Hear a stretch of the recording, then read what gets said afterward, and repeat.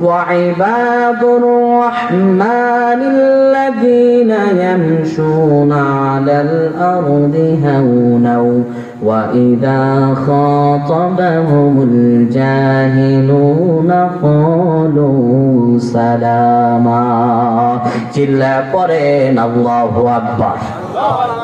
আল্লাহ রাব্বুল আলামিন বলেন ওয়া ইবাদুর রহমান, রহমানের বান্দা হবে তারা আল্লাযীনা ইয়ামশুনা আলাল আরদি হাওনা।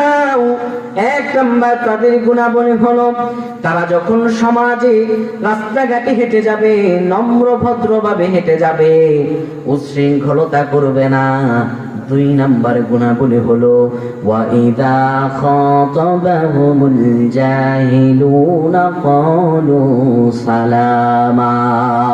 এই রহমানের বান্দাদের সঙ্গে যদি কোনো মূর্খ, যদি কোনো বর্বর, যদি কোনো রাগী, যদি কোনো বদমেজাজি ব্যক্তি তাদের সঙ্গে ঝগড়া লাগতে আসে, তারা ঝগড়া লাগবে না, তার সঙ্গে গালাগালিতে মেতে উঠবে না। ক্বালু সালামা, তারা সালাম দিয়ে সেখান থেকে সরে যাবে।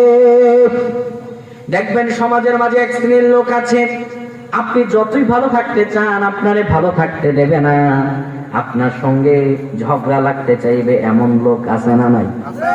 5 ওয়াক্ত নামাজ পড়ে দাঁড়িয়ে আছে, গায়ের ভিতরে জুব্বা আছে, লম্বা জামা আছে, কিন্তু দেখবেন কার কেমনে ক্ষতি করা যায়, কার কেমনে জমি রাইল মারা যায়, কার জমি কেমন করে দখল করা যায়, এই রকম চক্রান্তকারী লোক আমাদের সমাজে আছে না নাই?